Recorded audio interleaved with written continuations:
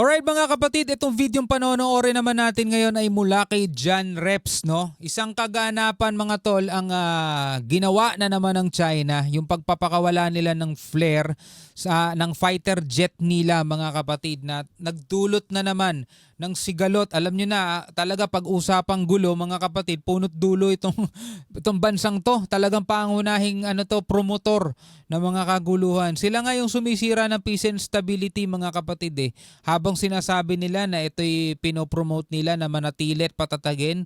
Sa kabilang banda mga tol, sila mismo ang sumisira niyan. No, samahan ninyo ako mga kapatid, panoorin natin tong videong to. Pero bago yan, huwag mong kalimutan mag-subscribe kay John Reps. Nakalagay po ang link sa ibaba.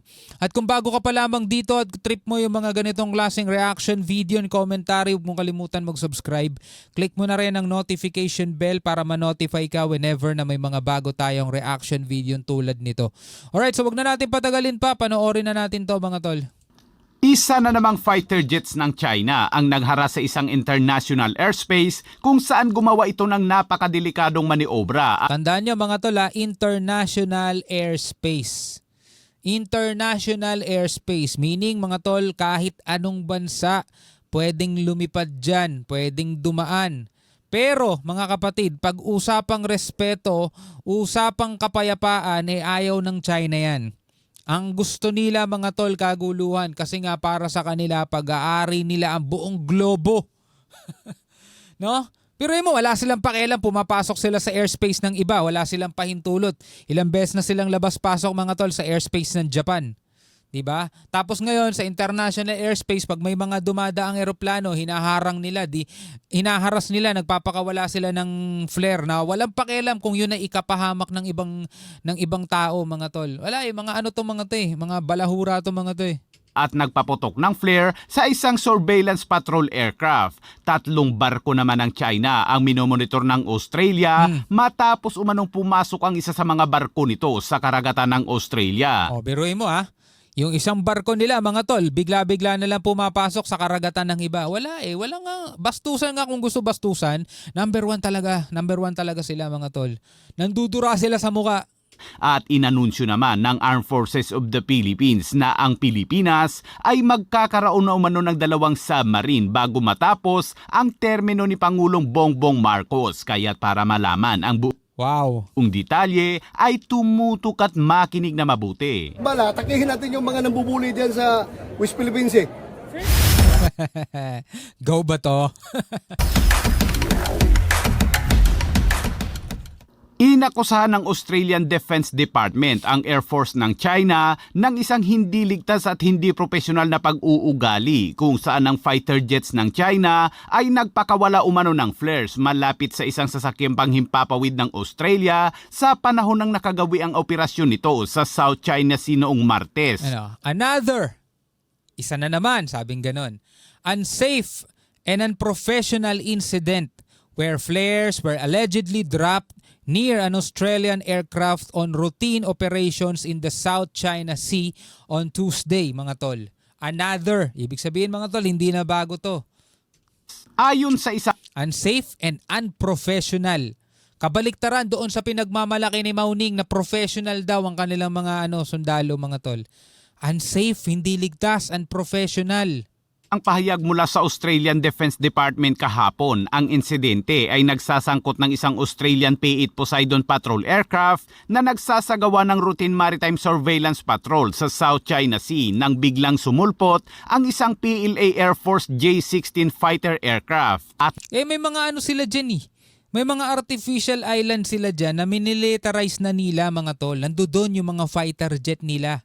Kaya ang bilis nilang mag-deploy ng mga fighter jet kasi nga, mga tol, feeling nila kanila yan Doon ay biglang nagmaniobra at nagpakawala ng flares mula sa napakalapit na distansya sa P-8 Poseidon kung kaya't ang mga flares ay lumipad sa loob ng humigit kumulang 30 metro lamang mula sa P-8 Poseidon ng Australia. Wala umanong mga escort na fighter jets ang nasabing patrol aircraft ng Australia kaya pinaalalahanan nito ang fighter jets ng China. At nang makabalik na ang patrol aircraft ng Australia ay nanawagan ng Australia sa China na patakbuhin umano nito ang kanilang militar sa isang ligtas at professional na paraan. Wala, mga balahura yung mga yan. Hindi ito ang unang beses na ginawa ng China na magpakawala ng flares sa mga aircraft dahil noong nakaraang taon lamang ay ginawa rin ito ng China PLA Air Force sa isang aircraft ng Canada. O, biruin mo, pati Canada, oh.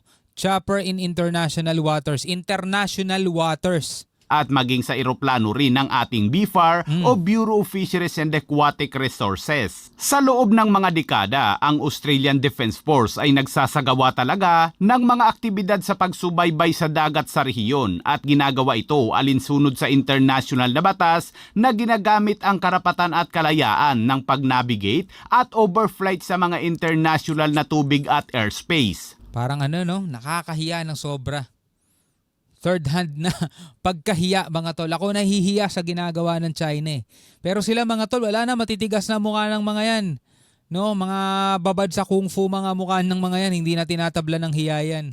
Kasabay nito ay naglabas din ang Departamento ng Impormasyon tungkol sa 3 umanong barko ng People's Liberation Army Navy na kanilang sinusubaybayan sa karagatan sa Hilagang Silangan ng Australia. Ang mga barko umanong ito ng China ay ang isang Jiangkai class frigate, isang Renhai cruiser at isang Fuchi class replenishment ship. Sinabi ng Australia na patuloy umano nilang susubaybayan ang mga aktibidad ng China na may mga diskarte sa maritime at nagbabala ito na ang Australia ay may kombinasyon ng mga kakayahan mula sa himpapawid at karagatan. Grabe, no? Talagang nakatutok sa kanila mata ng buong daigdig, mga kapatid, kasi sila talaga sila talaga pasaway, no? Wala silang ginawang mabuti. Napakalayo na ng China sa Australia, mga kabayan, pero kung magpatrolya ang mga barko nito ay abot sa iba't ibang mga bansa. O yan, no? Kasi nga feeling nila kanila yung buong globo eh. Tingnan mo, Australia nandito. Ito China, mga tol. Biruin mo, pati barko ng China umaabot sa karagatan ng Australia. Ang tindi, no? Ayan, pero kung magpatrolya ang mga barko nito ay abot sa iba't ibang mga bansa, maging sa ating sulusi ay nakapasok at ngayon ay palapit na ng palapit ang mga ito sa baybayin ng Zambales, Pangasinan at maging sa Philippine Sea. Kaya naman mayroong senador ang naglabas ng galit kuno. Tangkahin ko kayo. Ha? Willing ako magpapakamatay dyan sa West Philippine Sea kung Manang-mana rin kay Digong, eh, no? sabihin nila na pro-China ako. Willing ako makipagira dyan sa West Philippine Sea. Ha? Sabihin nyo, pro-China? Hinahamon ko na nga sila. Kung gusto nila, bigyan ko sila ng baril at bala, atakihin natin yung mga nambubuli dyan sa West Philippine Sea. Ha? Pwede naman natin sabihin hindi pro-China si Senator Bato, mga tol. Kumbaga na ikakabit lang sa kanya yung pagiging pro-China, mga tol. Kasi nakadikit siya sa pro-China eh. Yun talaga, mga tol, di ba? Sabihin natin, hindi naman pro-China si Senator Bato eh. Di ba? Ano yan? May pagmamahal yan sa ating bansa, di ba? Willing makipagtunggalian yan sa China. Willing yan makipaggera sa China, mga tol. Pero, mga kapatid, paano mo pang hahawakan yun? Kung kadikit niya si Duterte na ang sabi, I love si Jinping. Di ba may pahayag si Duterte ganun? Search nyo na lang, I love si Jinping by Duterte sa Google, mga tol. May mga nilabas ng mga balita na ganun, mga tol. Tapos kadikit na rin Sara Duterte, mga tol, na laging no comment, no? Pagdating sa mga pangaharas ng China sa ating mga Coast Guard, no comment siya, di ba?